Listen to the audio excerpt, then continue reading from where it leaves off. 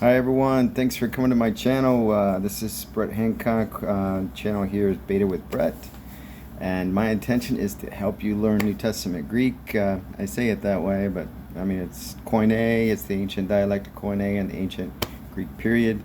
That would stretch back definitely before, if you're familiar with the Septuagint, that would include the Greek of the Septuagint, back towards somewhere towards the period of Alexander the Great, which would be about 300 BC. So there was an evolution, a transition with the language there, and you could argue like, okay, where's the point where, okay, we're going to draw a line here. That's Attic.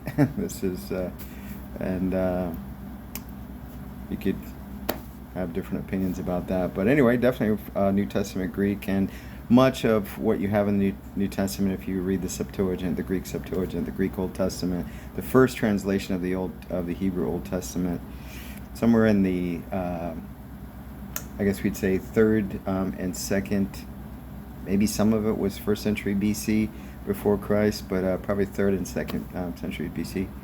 So anyway, that's what this channel is, right? And I think we just had another subscriber here recently.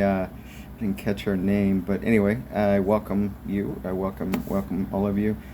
And yeah, I left a 60-second short out there. I don't know if some of you saw it. Hopefully, it didn't come off wrong. I was just kind of discouraged, I've got 50 or something videos, and yeah, it's like I've worked a lot on this channel for free. Like, I'm not trying to do what I have no intentions of trying to do what other people do. A lot of people will try to build this great following, and then they slip in, they kind of do that monetization, as they call it, to actually get commercials coming in and stuff, and then they get paid by YouTube. I'm not interested in that, because number one, there's a lot of worldly stuff out there that is going to subject to, a lot of you are Christians, maybe some of you aren't Christians, but I just don't want to be guilty of actually subjecting people to things that could actually cause them to stumble in any kind of way, maybe immodesty or whatever. So everybody's got different convictions about stuff like that.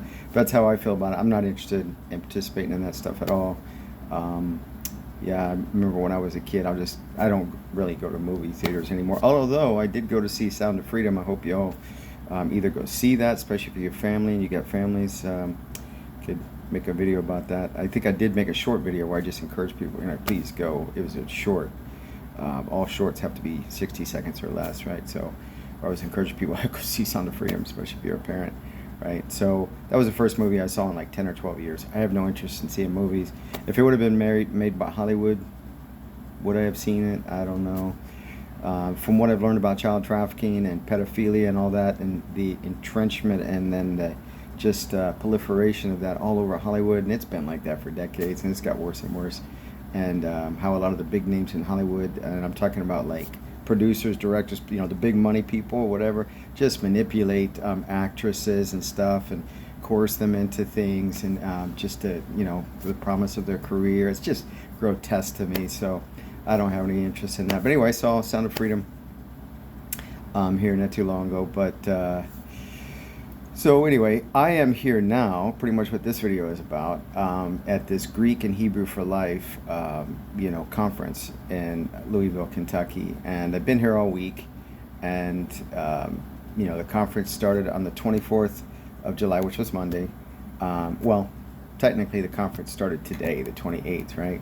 But there was a refresher course for either Greek, Hebrew, or Aramaic, even Latin, prior to that. And so different, it's here at SBTS, Southern Baptist Theological Seminary. So different professors of those, were given these courses. And for me, having, all the academia for me, for learning the languages, other than self-study using some of those textbooks, right, since late 2015, has been, courses, different immersion courses that is through the spoken method, right? Spoken immersion or whatever, which is super powerful. And I'm really grateful. I got to meet Kevin Grasso, who started Biblingo, which is one, organization that is about the spoken method, right? And they have, a presence on YouTube, and don't know what else, web pages, I'm sure, of course they got the app. That's a huge part of what Biblingo is about, but they have courses as well. But anyway, I was glad to meet some of them, and sit in some of the different sessions that they have today. And then tomorrow in the morning. There'll be some other sessions, and actually, what I plan to do tomorrow, so that the refresher course, I really kind of wrestle with, like, okay, so which of these languages, the ones that I've done, the ones that I know pretty well is, Hebrew, biblical Hebrew. They didn't have a modern Hebrew, but biblical Hebrew and New Testament Greek, right? Koine Greek. And so I was like, I think I'm going to go to the Hebrew one. So that's what I did, and it was by Dr. Adam Howell, and I really appreciated it. It was a good experience, and definitely seeing it from a different angle than kind of the methodology that I had been exposed to. Certainly, some of those traditional methods, very different than what I have been exposed to and how I learned and stuff, whatever. But I do have appreciation. There is an area for where that fits into the whole language learning journey, I think. Anyway, I'm here. I'm grateful to be here. So there's just tomorrow, and then it's over. And so, yeah, I mean, just 2 thumbs up, I'm holding the camera with my other hand, so I can't do 2 thumbs up. But anyway, there's the other one. He came in. Yeah, he didn't make an appearance, anyway. Anyway, so really appreciating it. Just wearing these shirts that I had made. Part of my reason for being here is to see if I can get students, that want to meet online and study the languages. And I'll just put that out to any of you as well if y'all want to message me. My email is jesusstudent.brett@gmail.com. I could care less if I'm teaching people languages because I'm making money at it. I've got ways, to earn income and stuff, whatever. So if I end up doing it on wisehand.com, of course I have to charge, right? But if I'm not, somebody is like, listen, man, I just can't afford it, but I would really appreciate if you could help me. I will do it in a heartbeat, absolutely. So whether it's Greek or Hebrew. Now, one thing I was going to mention about this conference, in the morning, one of the sessions is going to be like some sort of, it's just an hour, but it's a little bit of exposure, introduction to Aramaic. Now, of course, that's probably 1% of the whole Bible. Basically Book of Daniel, maybe a little bit of Ezra, a little bit of Chronicles, something that was written in Aramaic instead of Hebrew. Certainly there's in the New Testament, this is with the Greek alphabet. Some people probably, in fact, I had one girl, I was sitting at the lunch table, cafeteria, and she asked me a similar sort of question. They're like, how do people know that Jesus spoke Aramaic? And so I guess a lot of times we don't really think this way until we experience it like I did. I wouldn't have known either, like what, So, but many of the things that apparently, it's a reasonable conclusion that Jesus said, he said it in Aramaic. So whether it's in the Gospel of Mark, one of the other Gospels, like they actually use Greek letters to write it in Aramaic. So it's the letters that you would see the equivalent from the Greek letter or Greek alphabet equivalent to the Aramaic alphabet. And so, so that's the way it's written. So, you got some of that. But anyway, so I'm going to go to that session in the morning. There's probably 1 or 2 other things after that, I think, before the conference is over.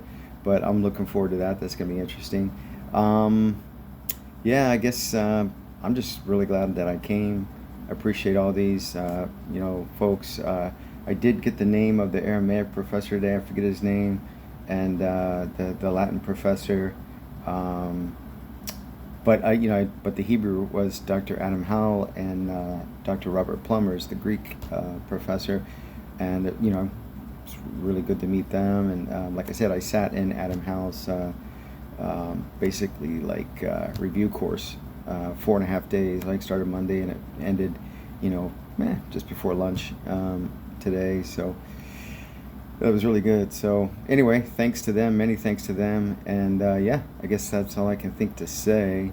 So this is July 28, 2023. And like I said, it's over tomorrow. And it was in Louisville, Kentucky. I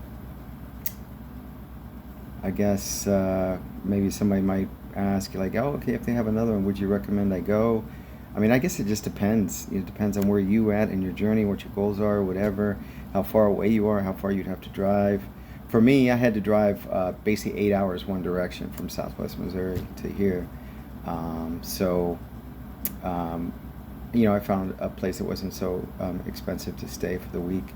And yeah, so anyway, hope y'all appreciated this. And I guess I'm trying to think of anything else that I could share with you, other than the fact I really enjoyed being here, and I appreciate that they had it. So one of my goals was here, having coming from a spoken language background, and their background, the way that, or the teaching methodology that they teach, being able to like just compare, and like I said, there's a few folks that are here. I got to meet. There's an online presence with Daryl. What's Daryl's last name? And then Frank. They got a biblical. Well, it used to be Biblical Languages Academy or something like that. They have a presence on YouTube. Daryl. What is Daryl's last name? But anyway, I really appreciated meeting them and having a little bit of a chat with them. And so, all right, God bless y'all.